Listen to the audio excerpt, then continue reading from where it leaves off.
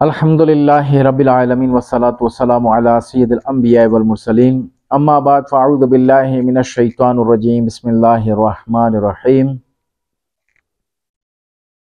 صلی اللہ علی النبی امی والی صلی اللہ علیہ وسلم صلاۃ و سلام علیک یا سیدی یا رسول اللہ۔ ناظرین، میں ہوں علامہ سیف اللہ تارکی اور آپ دیکھ رہے ہیں چینل ماہر روحانیات۔ آج اس چینل پر ہم جو وظیفہ بتانے لگے ہیں وہ ہے تسخیر خلائق۔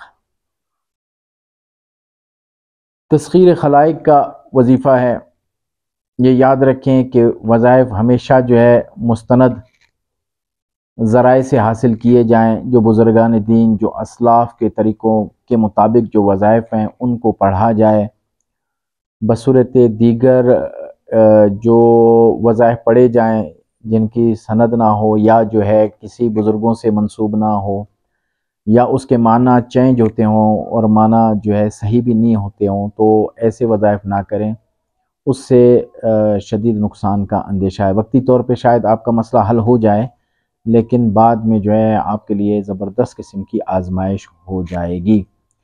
ابھی لوگ جو ہے وہ کتابوں پہ دیکھ کے جو ہے وہ وظیفے کر رہے ہوتے ہیں، تو ایک بچہ جو درس نظامی پڑھ رہا تھا تو لاہور میں، وہاں سے مجھے فون آیا کہ وہ کوئی شمع شبستان رضا میں کوئی وظیفہ تھا جس میں تھا غائب ہونے والا وظیفہ، تو اس نے جو ہے اس وظیفے کو کثرت سے پڑھنا شروع کیا تو وہ غائب تو نہیں ہوا لیکن جو ہے وہ ایسی آزمائش میں آیا کہ وہ بچہ پاگل ہو گیا۔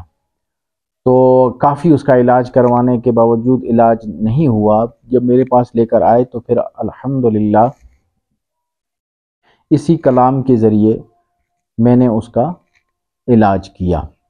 تو یہ یاد رکھیں کہ آپ نے جو بھی وظیفہ کرنا ہے تو اس کے اصول و ضوابط کے مطابق کریں، کسی شیخ سے اجازت لیں، کیونکہ شیخ ہی ان تاثیر کو جانتا ہے کہ کون سی جلالی ہے اور کون سی جمالی ہے، اور جو طلب کرنے والا ہے اس کی کیفیات کو بھی شیخ جانتا ہے کہ اس کی طبیعت جو ہے جلالی ہے جمالی ہے، کون سا وظیفہ ان کے لیے بہتر رہے گا، تو اس کے مطابق شیخ اجازت دیتا ہے۔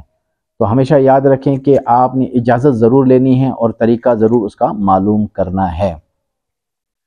تو چلتے ہیں وظیفے کی طرف۔ اس سے پہلے کہ ہمارا آپ چینل ضرور سبسکرائب کریں اور چینل کے بیل کے آئیکن پہ ضرور کلک کریں، ہماری ہر آنے والی ویڈیو آپ تک پہنچتی رہے گی۔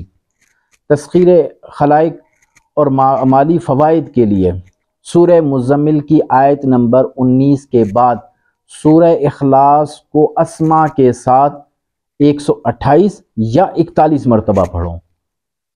جیسے قل هو اللہ احد، یہ پڑھنے کے بعد یا حنان اللہ الصمد یا منان، اس طرح کر کے آپ نے پڑھنی ہے سورہ اخلاص۔ اس طریقے سے روز 3 دفعہ سورہ مزمل پڑھیں تو انشاءاللہ عز و جل اس کے فوائد آپ کو حاصل ہوں گے۔ اور ہفتہ اور منگل والے دن آپ نے صدقہ ضرور کرنا ہے۔ رب عز و جل سے دعا ہے کہ رب عز و جل ہمیں صحیح معنوں میں نماز اور صحیح معنوں میں وظیفہ پڑھنے کی توفیق عطا فرمائے۔ وما علینا الا البلاغ المبین۔